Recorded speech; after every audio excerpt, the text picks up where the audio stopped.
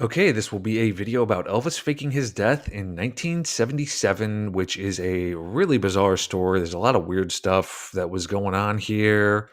Obviously, the whole Elvis is alive thing is kind of regarded by a lot of people as just sort of a big joke. It's always on the cover of like supermarket tabloids, and there's all these, funny stories about places Elvis has been spotted over the years. But if you really look into it, there is some insanely strange stuff going on with his death in 1977. Something was going on here, I think. And so we'll just kind of get into it. He died in August of 1977 officially. And from the get go, from the very start, there was a whole bunch of weird stuff that happened. Um, so we'll just kind of list off a few of the really strange things and talk about them. The first thing is the death certificates. So there were actually two death certificates for Elvis Presley. There was the one on the left, and then there was one on the right. The one on the left lists his weight as 170 pounds. The one on the right does not have a weight listed at all. It was left blank.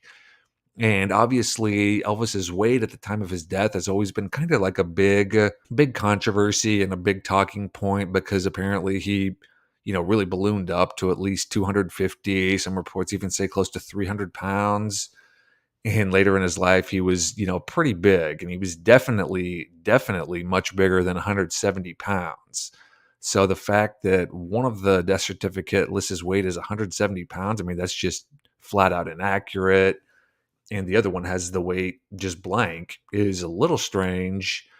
Another strange thing is that they both have the date of October 20th, 1977, and that's over 2 months after he died. He died on August 16th, and they both have the date of October 20th. And typically, a death certificate is issued right after a death, almost immediately, because it's needed for insurance claims and things like that. So the fact that the death is, or the date on the death certificate is over 2 months after he died is another very weird thing. Another strange thing with this death certificate is that some people claim that Elvis Presley himself was the one who filled this out. So this lady's named Gail Brewer Giorgio, and she wrote a book about Elvis still being alive. And she claimed that Gene Smith, who was Elvis's first cousin and kind of regarded as his closest lifelong friend, she claimed Gene Smith contacted her after she'd published her book and told her to match up the Elvis's handwriting with the handwriting on the death certificate because he claimed he saw Elvis fill out the death certificate himself, and he told her that the handwriting on letters written by Elvis and the handwriting on the death certificate would match up. And so she contacted a professional analyst who looked at it and confirmed what this Gene Smith said. And she actually gave a little short interview about this, and I'll go ahead and play that real quick right now. I was told that if I checked this letter against Elvis's death certificate, which obviously had to be filled out, quote, after he died, I would find out that Elvis Presley filled out and signed his own death certificate. And I can tell you that I was told by a member of the family to have it checked out. Gail took the death certificate and items written by Elvis to Paul Wiest, a certified graphologist who specializes in investigating forgeries. I was asked by Gail Giorgio to examine some handwriting. The result of my examination was that I found that the slant matched on both documents, that the size of the letters was the same, the spacing between the letters was the same, and many of the individual letter forms were the same. My conclusions after this exhaustive examination was, in my professional opinion as a document examiner, that the same person who wrote the letter to President Nixon also wrote the Elvis Presley death certificate or medical examiner's report of Elvis Presley's death. So there was a lot of weird things going on with the death certificate between the weight being completely off and the date being 2 months later, and the fact that there's two of them, and the fact that according to that expert, the signature or the handwriting of Elvis and the handwriting on the death certificate both match up. Another really strange thing that was going on almost right after his death was his funeral. And there was a whole bunch of weird stuff going on with this funeral. The first kind of suspicious thing is just the fact that it happened so quickly. He was pronounced dead pretty late in the day on August 16th, and the funeral happened on August 18th. So it was barely 24 hours after he died that they had this funeral, and this funeral was absolutely massive. It was very elaborate. So the fact that all of these things going on with the funeral were planned out and, taken care of and everything has led a lot of people to wonder, like, was this funeral, planned days or weeks or months even in advance? Because there was a whole bunch of stuff that went on with the funeral, and the fact that it happened barely 24. I mean, obviously, Elvis dying at age 42 was totally unexpected. Nobody anticipated that at all. And so the fact that this funeral just happened almost immediately, and there were all these big elaborate things going on with the funeral is pretty suspicious. So again, it was barely 24 hours. This whole funeral thing just sounds like it was totally chaotic, just almost like a carnival. There were so many people who flew in and drove in to Graceland to be there after Elvis died. And all the things that went on, we'll just kind of list off a few. The autopsy and the embalming were both completed. This is one of the more famous scenes from the funeral. There was a white Cadillac hearse with Elvis's quote unquote body inside, followed by 16 other white Cadillacs. It was this big grand procession that drove throughout Memphis, and people lined the streets to see it. All of these limousines and Cadillacs had to be ordered and rounded up. And again, it was barely 24 hours after he had died that this took place. He had his casket. We'll talk about his casket in a bit, actually, because that's another very strange thing. But there was a specially designed casket that he had. It weighed 900 pounds that had to be ordered and flown in. So that arrived within 24 hours. And then the crowds were just insane. They were absolutely massive. Um, and there was a ton of security and police officers. Those people all had to be, assigned and whatnot. There was a tour. So Elvis was supposed to go out on tour the very next day after the funeral. And it was a big, elaborate U.S. cross-country tour that had to be canceled. And then there was just all the, random things that have to be done to plan for a funeral, between clothing being ordered and songs, deciding on what songs to play, contacting ministers, and just a whole bunch of really, the minor details that had to be taken care of. And again, this all happened basically in less than a day. But probably the biggest controversy of the funeral has to do with Elvis's body. So this is the only photograph that was taken at the funeral. Cameras were strictly prohibited in the funeral, at the funeral, and someone had snuck in a camera and took this photograph of Elvis in his coffin. And this is the only photograph from the funeral. And there were all these reports of people saying that this wasn't Elvis in the coffin at all, because this photograph wasn't supposed to exist. There wasn't supposed to be any sort of photographic evidence of what he looked like in the coffin. And there were all these reports from people saying that it was a wax dummy in the coffin, and it wasn't actually Elvis, his body. It wasn't actually Elvis. And they were saying all these details with the body were just wrong. The nose apparently just did not look like his nose. The eyebrows were wrong. The shape of his chin. Just all these things with the body were just totally inaccurate. And there were all these reports from people who saw it who said, no, this was a wax dummy. This was not Elvis in the coffin. This lady LaCosta was a country singer. She said he looked just like a piece of plastic lying there. It didn't look like him at all. He looked more like a dummy than a real person. Another songwriter who worked with Elvis said, it wasn't Elvis, I can tell you that much. It looked like a wax dummy. And another strange thing about the coffin is that it was a 900-pound coffin. And that is a insanely heavy coffin, like abnormally heavy. And there was all this weight that was basically unaccounted for with the coffin. And it was speculated by some that it had an air conditioning unit built into it, because it really was a wax dummy. And Memphis in August, the wax would have melted. And so there was a air conditioning unit built into the coffin, and that's why it was such a ridiculously heavy coffin. Another interesting thing that happened was, there were all these fan clubs of Elvis that existed at the time, and these fans were like rabidly just obsessed with Elvis. They knew everything about him. They had a million photos of him. And Vernon Presley, who was Elvis's dad, personally called some of the bigger Elvis newsletter fan groups, like the people who headed him up, the presidents. He called them personally and asked them not to attend the funeral. Um, and initially, and most of them obeyed it. And then down the road, they figured out, or they speculated, that the reason he had called them personally and told them not to attend was they would have noticed, and they would have been able to spot right away that that just was not Elvis in the casket, in the coffin.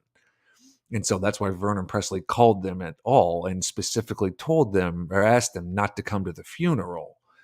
And then they obviously all had these, massive newsletters with just humongous, readerships and memberships. And so if, they had noticed that that just wasn't Elvis in the coffin, they could have got the word out, and, the whole thing could have just spiraled out of control. And another really interesting thing with Elvis's death is the name on the gravestone. So you can see there it's spelled Elvis Aaron Presley, Aaron with two A's. And Elvis went by Aaron Presley with one A. It was Aaron, Aoron. And it's that way on his marriage certificate, his signatures, his high school diploma, even his birth certificate has the one A. And so the fact that his name is misspelled on the gravestone is really strange. Why would this happen?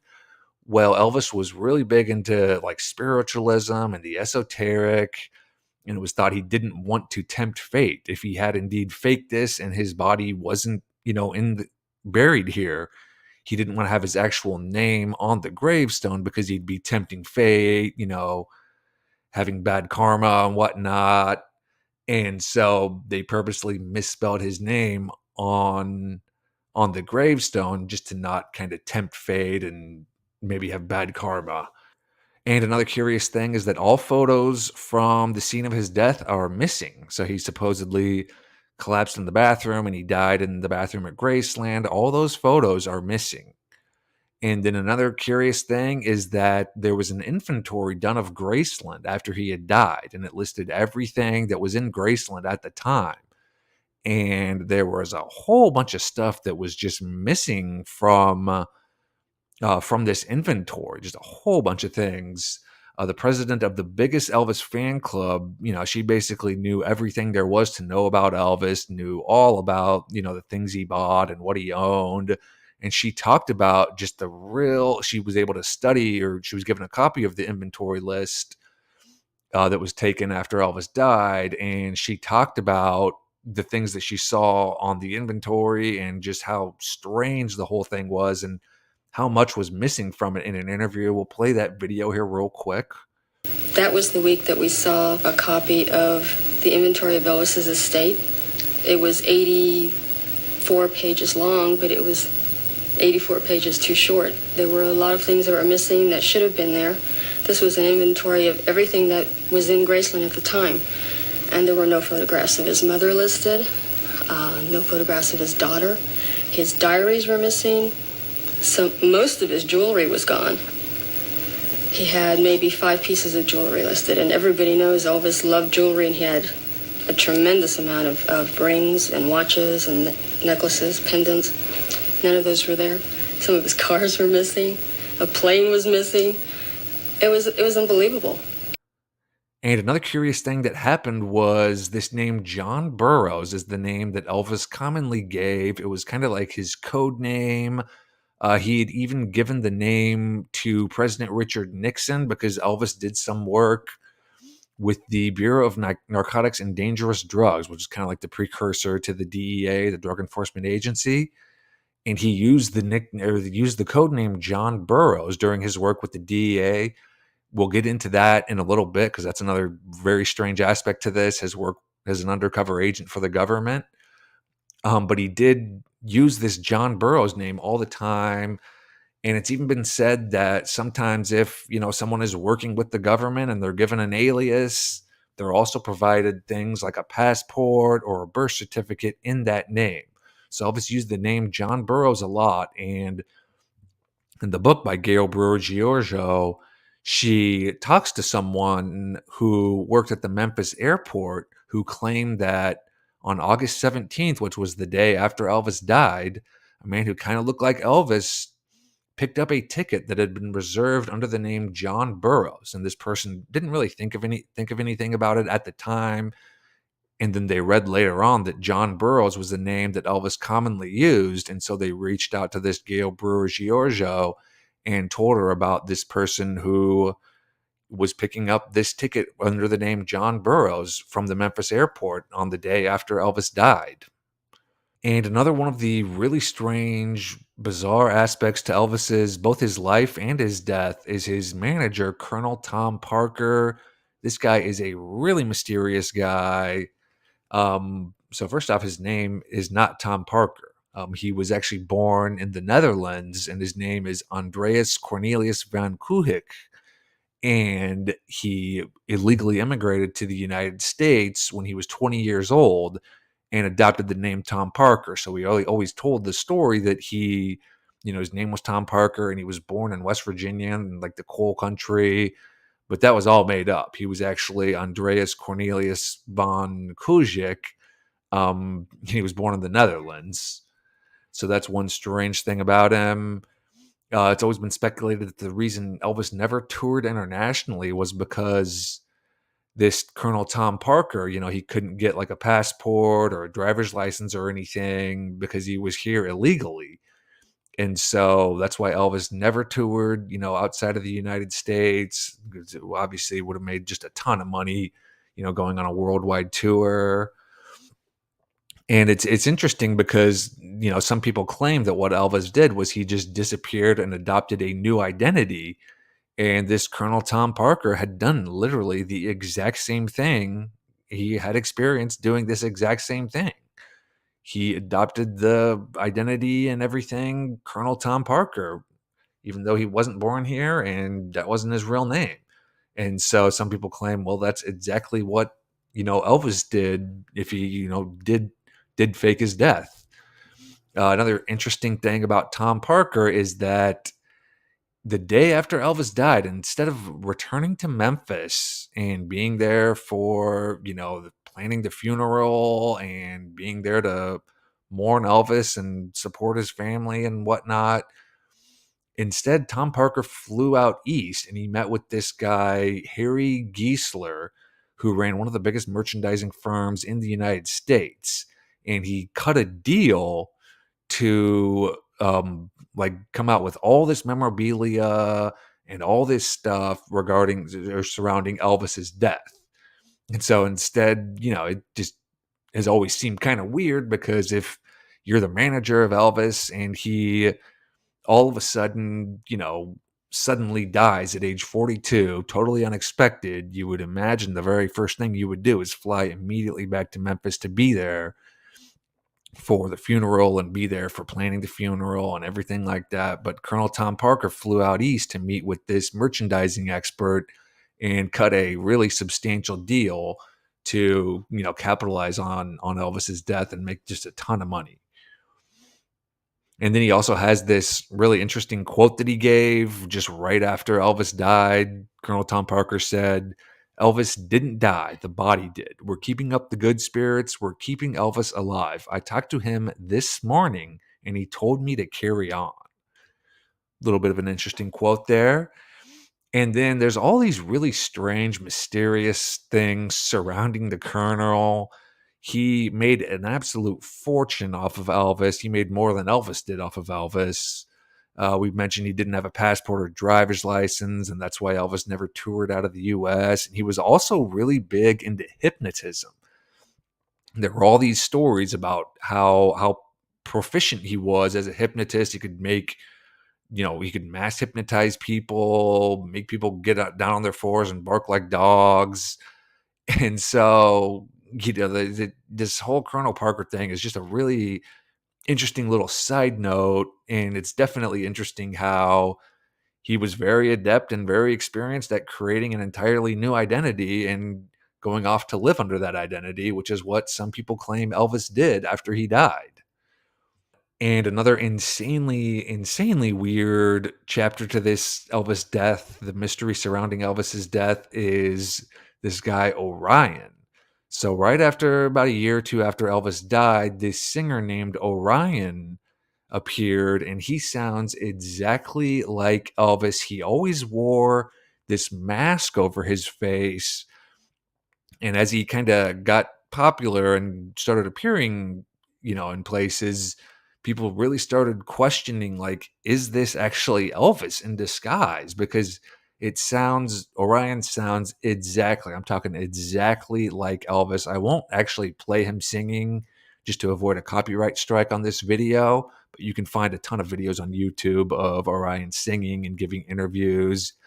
And I mean, his voice is identical to Elvis. There's a whole bunch of really interesting, strange things dealing with Orion that kind of like have connections to Elvis.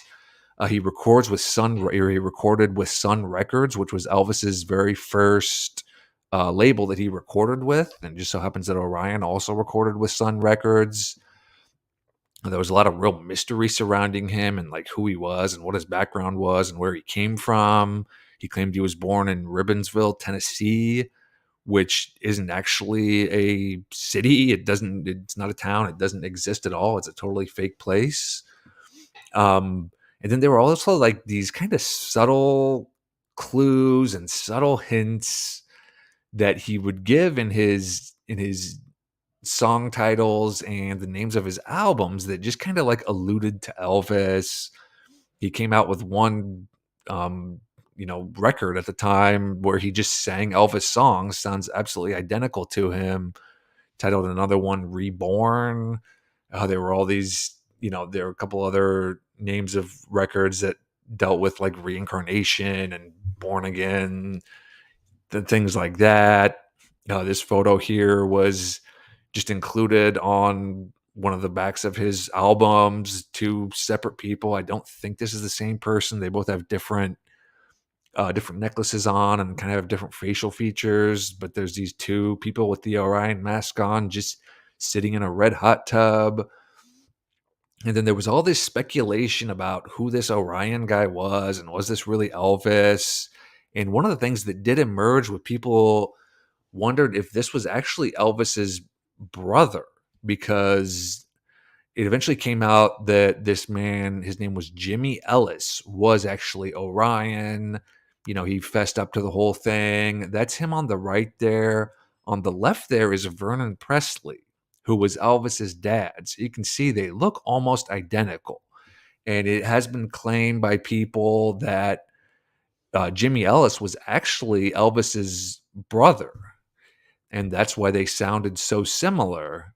This whole Orion thing is just very, very weird. I mean, it's just incredibly strange. They really do sound absolutely identical. The fact that he just always wears this weird mask, or he always wore this weird mask when he performed, is a very strange thing. There was all this speculation about, was this Elvis? Because again, he really does just sound exactly like him. One of the more interesting theories was talked about in this book, Is Elvis Alive? This is the Gail Brewer Giorgio book. And she had talked to a president of one of Elvis's fan clubs, and this person was telling her about seeing Orion in concert. And so this person said, I was watching Orion, and then he went back behind the curtain for a quick drink of water. I saw sweat marks under Orion's arm. So he'd been performing for a while. He was really sweaty. And then when he returned, I suddenly felt a jolt. It wasn't the same man. There were no sweat marks, and he was only out of sight for a few seconds. And this person said, I would swear on a stack of Bibles that this was not the same Orion who went back behind the curtain for water. So again, the speculation was kind of that Elvis could have known this Jimmy Ellis. Maybe it even was his brother, and he knew that they sounded exactly alike. And so Elvis just didn't want to completely give up performing and completely give up from music. So he had Jimmy Ellis slash Orion wear this mask, and then Elvis had like a designer make two of everything. So identical jumpsuits, identical masks, and then they almost like alternated. Sometimes Jimmy Ellis would sing, sometimes Elvis would sing. And if anyone suspected anything, they just bring out Jimmy Ellis and say, no, no, no, there's nothing weird going on here. It's just Jimmy Ellis. But it is very interesting how this president of the fan club said, the Orion that they saw on stage was just totally covered in sweat, just, out of breath and everything. Then said he was going back to get a quick drink of water and he disappeared off stage. And the person who came back on stage was wearing the exact same outfit and everything, but wasn't sweaty at all. And, it was speculated that Elvis could have pulled off something like this to, perform in front of people and have that happen. Another interesting thing has to do with this Dr. George Nicopolis. Dr. Nick is what he was referred to as. He was Elvis's personal doctor, and they were very, very close. And at the time of Elvis's death, he was in pretty bad financial shape. He had borrowed $200,000 from Elvis 2 years earlier, and then another $55,000. So it was about $250,000 he had borrowed. They were very close. And he had invested in a real estate deal that had gone pretty sour. And so it was said that at the time of Elvis's death, this Dr. Nick was in really bad financial shape. This Dr. Nick's name does appear on the medical examiner's report. And so it has been speculated that, well, if he, loved Elvis like a son, basically, and was also in really bad financial shape, he could have been convinced to help Elvis escape to freedom. And another really just absolutely bizarre aspect to Elvis's life was his work as a federal agent. So this is a photo on the left there of when he met with President Richard Nixon and talked about what he could do to help solve the drug epidemic in the United States. There's official government documentation about their meeting and what they talked about. He was issued this badge from the Bureau of Narcotics. That given this badge, he really took his work as an undercover agent and his work combating drugs. He took it really seriously. He was named a captain by the Memphis Police Department, and he was also named a captain by the state of Colorado Organized Crime Strike Force. So it wasn't just a figurehead or a thing he talked about. He really took it seriously. He also provided an undercover agent who was a musician. He provided him a job cover touring with his band, touring with Elvis. So again, this is a official government document that talks about it. It says during the period of 1974 through 1976, Mr. Presley provided one of our undercover agents who was a musician a job cover. And having this job cover made it possible for our agent to develop a number of quality investigations. So again, the fact that he was, letting this undercover agent tour with him and develop all these leads and investigate all this stuff, Elvis definitely took the whole thing seriously. It wasn't just kind of like a joke thing or anything like that. Again, the name John Burroughs, which we mentioned earlier, that comes up a lot. He gave that name not only to the people he worked with in the Bureau of Narcotics, but he also gave it to President Richard Nixon, telling them that they should use that John Burroughs nickname, anytime they needed to call him and get a hold of him urgently, because his phone calls, he claimed, were really screened and it was, obviously very tough to get a hold of him. So he used that name, John Burroughs, anytime they had them use that anytime they needed to get a hold of him. Again, a lot of times, apparently at least, if people are working undercover or working under assumed names with the government as special agents, they're given a new driver's license or even passport with that name on it. And again, Elvis's code name was John Burroughs. So if he had wanted to, disappear or whatnot, and he already had a, identification or passport with that name, John Burroughs, it would have made it, much easier to disappear. He was also constantly spotted and constantly wearing this DEA staff warm up in the final years of his life. And then this Gail Brewer Giorgio, who really spent a lot of time investigating Elvis's work as a special agent for the government. She gave a really good interview about kind of everything she found. I'll play a clip here real quick from her interview about Elvis's time as an undercover agent for the government. He was a federal agent. There's no doubt about it. I mean, I have read 663 FBI files on Elvis Presley, and his life was in danger. It's clear by the FBI reports. There were serious assassination threats made against him. Recently, Gail Giorgio and myself viewed FBI documents obtained by Gail. In these documents, Elvis was the subject of numerous death threats. Some of these threats came from well-known underground figures. And so it's always been speculated that one of the reasons he wanted to disappear was that his life was in danger because of these undercover investigations and this work that he did looking into, drug rings and the mafia and whatnot. And it has been speculated that he disappeared due to death threats made on his life. Here he is, meeting, I think this is the Denver Police Department. And, obviously he's not just like a bystander, just, showing up and taking a few pictures. I mean, he's taking detailed notes in a little notebook there and talking with the investigators. So it is really interesting how, he definitely took this work as an undercover agent and took this work, combating the drug issue. He took it very seriously, apparently. And now we'll just get into some speculation and rumors and just the sort of things that have happened since his death, quote unquote, in 1977. The first is that there were a number of rumors that Elvis was living in Kalamazoo, Michigan. And Gail Brewer Giorgio kind of mentioned this and talked about this a bit in her book. And after she had mentioned it, it really kind of took on a life of its own. And there were a whole bunch of news stories and rumors and things of that nature about Elvis living in Kalamazoo. And a lot of this, and actually Elvis did tour and have tour stops in Kalamazoo for a number of his tours, which always kind of seemed like a bit of a strange, place to stop. It's not necessarily, it's not a major city at all, actually.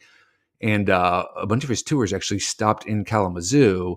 So that was part of it. But a lot of this rumor stemmed from this picture here. So that's Muhammad Ali on the right, and that's Jesse Jackson on the left there. And then there's that man in the background there who actually does kind of look like Elvis. And so Gail Brewer Giorgio talked about kind of how she became aware of this picture and why she investigated it a little more and what she found. She talked about that in the interview. I'll play her clip real quick here where she talks about this picture. But what happened was that I had received a telephone call some years ago from a woman who was a nurse at a hospital in New York City. And she said that Muhammad Ali had been a patient there. And while at the hospital, she said a man who looked identical to Elvis Presley visited Ali. Now, most people do realize that Muhammad Ali and Elvis were very, very close friends. They saw each other. He would visit Ali at his training camps and so forth. But there wasn't too much I could do about the information because it wasn't verifiable. Then, I guess a couple of years ago, I received a telephone call and a letter from a woman from Ohio, and she had a copy of the Cincinnati Post, and she said that when Ali was leaving the hospital, it was a UPI story, leaving the hospital, he left with other men. It was on a Thursday night that they had left. And one of the men was Jesse Jackson. There was another unidentified man with Ali, and a fourth man who was captured. And it looks identical to Elvis Presley. And what's also interesting is Muhammad Ali had very strong ties to Michigan. He lived in Michigan in a place called Berrien Hills, which is very close to Kalamazoo. So there was kind of that connection as well. And then in this Is Elvis Alive book, there was also an interview that Gail Brewer Giorgio did with a lady who lived in Michigan who talked about, and this was kind of like how the rumor that Elvis was living in Kalamazoo originated. And so this lady was in Michigan, and she told Gail that Elvis, he may have purchased a excuse me. He may have purchased a hotel here. The hotel sat empty for many years and then was turned into offices, but there's a private residence on the upper level. And she was pretty sure he went by the name John Burroughs now. Elvis went by the name John Burroughs. Again, there's that John Burroughs name that we talked about who bought a ticket or who picked up a ticket at the Memphis airport the day after Elvis died. And also that was Elvis's code name with the government. There were a number of people who reported like sightings of Elvis and seeing him at various places around Kalamazoo. This lady actually gave Gail Brewer Giorgio a phone number for a man named Jay Burroughs, and she tried the number and left a message for him, but never got a call back. And it was indeed a hotel complex, which is what this lady claimed Elvis was now doing in Kalamazoo. She owned this hotel complex. So that's one of the, kind of interesting rumors and speculation that's emerged in the years since.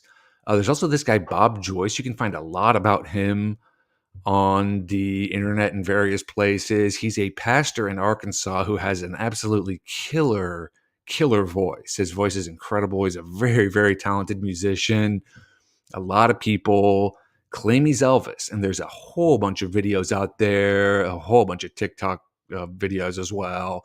So you can find plenty of, videos that kind of speculate on this guy being Elvis. It's pretty interesting to look into.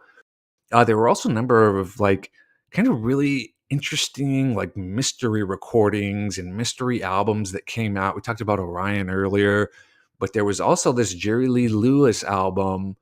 It was called The Killer and the King, and it was released in 1982. And you can see in the upper left there, it was Jerry Lee Lewis and a surprise guest. And obviously Elvis's nickname was The King. And then, so that kind of led to speculation that this might be Elvis on the album, because the person singing with Jerry Lee Lewis sounds identical, absolutely identical to Elvis, absolutely identical. And then there was also this note on the inside of the album. It's from this guy, Don Tweedy, who worked with Elvis. And he says, also on this album, there is another voice which is not positively identified. However, my guess is that it is the voice of another rock and roll great for whom I did some arranging in the late 60s and early 70s and was the quote-unquote idol of rock and roll for fans all over the world. And so that's pretty interesting. And again, this Don Tweedy guy did work with Elvis. And what another very interesting thing about this album is that, again, it's named The Killer, the King, and it's with a surprise guest who sounds exactly like Elvis. And so people really, when this was released in 1982, they really speculated, was this Elvis? Because Elvis was very good friends with Jerry Lee Lewis as well when he was, living, and they were both popular. And so after there was all this speculation, they claimed, at least, or they came out with saying that, no, it wasn't Elvis on the album. It was actually Orion. So, apparently this surprise guest who's billed on the cover of this The Killer the King album, they claim it's Orion. It sounds exactly like Elvis. But that's definitely interesting that it just kind of came out that, oh, by the way, this is actually Orion on this album. There was also another Jerry Lee Lewis album. This was billed as Jerry Lee Lewis, Carl Rich, Carl Perkins, and Friends. And if you look at the track list there, it's always Jerry Lee Lewis and a friend. Charlie Rich and a friend. Carl Perkins and a friend. This friend is never identified. Again, this sounds exactly like Elvis. And there's these interesting little clues or hints that are dropped kind of throughout the album. There's this silhouette of a man on the cover. It looks exactly like the silhouette of Elvis. There's also this kind of shadowy figure in the background of another cover. Kind of looks like Elvis with the sideburns. So it's definitely interesting. And there's also this site. It's www.lindahoodsigmundstruth.com. She claims this is a picture of Elvis right here on the right, and he goes by the name Jesse now. Elvis did have a twin brother named Jesse who died before being birthed. And so what this Linda Hood Sigmund lady claims is that Elvis took the identity of his brother Jesse, and I think he now lives in Arkansas or Missouri. Again, she claims this is Elvis in the picture there, and her site is a little disorganized, but there's a lot of really interesting stuff on there. She's done a lot of research. She has a number of like jewelry items and notes that she claims this Jesse has written to her and given to her. She claims she's just been in constant communication with him. Interestingly, this doctor here, Dr. Donald Hinton, in the early 2000s, he claimed that he was treating Elvis Presley. It was one of his clients. And he also claimed that Elvis was going by the name Jesse now. And this was kind of actually a big deal in the early 2000s. There were a number of news reports on the Fox 8 station in Cleveland about this doctor and his claims that he was treating Elvis Presley. This video here, it's a pretty good video. It's almost an hour long of just news reports about this Dr. Donald Hinton's claims that he was treating Elvis Presley, and they really dove into it and really investigated it. It's pretty interesting to look into. So just to kind of wrap things up here, obviously there's just a million strange things going on with this whole Elvis death, between the absurdity and the strangeness going on with his funeral, his name being misspelled on the gravestone, the wax body that many people claimed was in the casket and not Elvis's actual body. There's the whole Orion thing, which is just bizarre. And then, of course, there's his drug connection, working as a special agent for the government. Some people claimed he was in serious trouble because of that, and that's why he had to fake his death and disappear. And then, of course, there's the really bizarre mystery of Colonel Tom Parker, his prowess as a hypnotist, and his background, creating a brand new identity for himself. So this whole story is just bizarre. Hope you enjoyed the video. Definitely let me know what you think in the comments, and we'll see you soon.